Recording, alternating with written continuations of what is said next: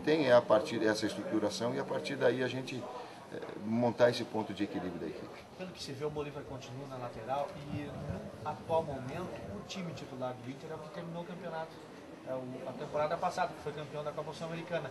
Isso é uma vantagem, Tite? Você vê uma vantagem na manutenção desse grupo? Há especulações de saídas, mas hoje o time é o do ano passado. Teoricamente é uma vantagem, nós assumimos sim nesse aspecto em termos de preparação, tu apressa esse processo, a manutenção ela é fundamental e agora retomar o ritmo que nós estávamos é o grande desafio nosso. A questão dos jovens, né, que você estava falando há pouco, porque tem figuras aí consagradas como o D'Alessandro, Alex, Neymar, para ambientar esse pessoal e o aproveitamento deles dentro do grupo. Exato, essa é uma vantagem de iniciar um trabalho, é tu poder montar e não ter, por exemplo, 5 laterais direitos. Quando eu cheguei eu peguei 5 laterais direitos. Nem que eu não vou mentir para o atleta e dar 5 motivação aos 5 atletas, é impossível. Então tu ter 2 que briguem pela posição e um terceiro, um garoto que tenha surgido. Essa é a ideia. Por ser o mesmo time do ano passado, o Inter está pronto neste momento? Tirando a parte física, claro, mas em termos táticos. Não, ele tem bastante a crescer, ele tem bastante a evoluir, na medida que os trabalhos vão se repetindo. Essa equipe que está jogando agora não deve ter 5 jogos completos, gente. Ela se montou durante a competição e ela se afirmou no final, mas ela não está rodada ainda. E estou vendo pelo semblante de vocês que vocês estão concordando comigo. Então ela se montou, então nós precisamos de muita repetição, de muitos jogos para que ela possa crescer, para que ela possa evoluir. Tite, o Inter vai priorizar alguma competição ano que vem? Esse ano, por exemplo? A próxima, o Campeonato Gaúcho, o primeiro turno do Campeonato Gaúcho, a Copa Fernando Carvalho. Mas está claro que o objetivo do clube esse ano é conquistar um título nacional? O objetivo do Internacional é sempre conquista de títulos. O grande clube ele tem, eu falei antes da responsabilidade do técnico e de que ele tem que produzir dos atletas também.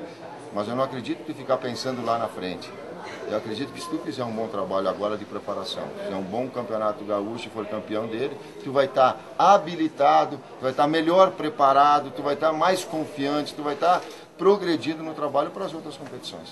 O que está faltando ainda em termos de jogadores para a posição? Outro dia você falou do centroavante, aquele que fica mais fixo, homem referência, para o grupo ficar completo e para ter alternativas de sistema. Tá, eu vou falar em termos de nomes e a expressão especificamente. Precisa de um jogador alto, de área, mais preso para uma jogada aérea, para mim ter uma possibilidade já com a saída do Luiz Carlos e do Guto, ele é necessário um jogador nessa função e com essas características, inclusive para ter uma variação de jogadas. O lateral. Eu já falei do atacante, tá bom.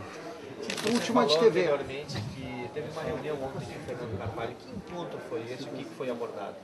Foi com o grupo todo, mas ele pode falar melhor do que ele. Colocou as diretrizes e os objetivos nossos bem claros e da importância e da responsabilidade de cada um de nós, do comprometimento que teve a ver. Mas enfim, ele pode falar melhor da direção toda, daquilo que é a nossa necessidade, daquilo que é a nossa responsabilidade. Necessário nessa preparação. Espero que a gente possa aproveitar bem e descansar o máximo possível, já que os treinamentos estão sendo fortes. Descontração no final do treino. Sempre, né? Com o Edinho não tem como, né?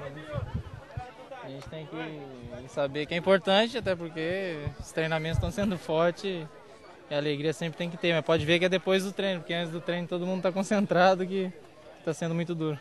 Tá certo. Foi bom que não tivemos nenhum atleta com excesso de peso corporal.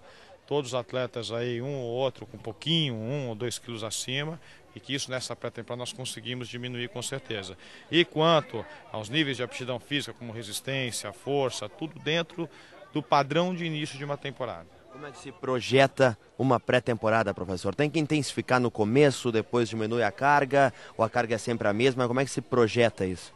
Não, a carga nunca é sempre a mesma. Você começa uma pré-temporada com alto volume de trabalho.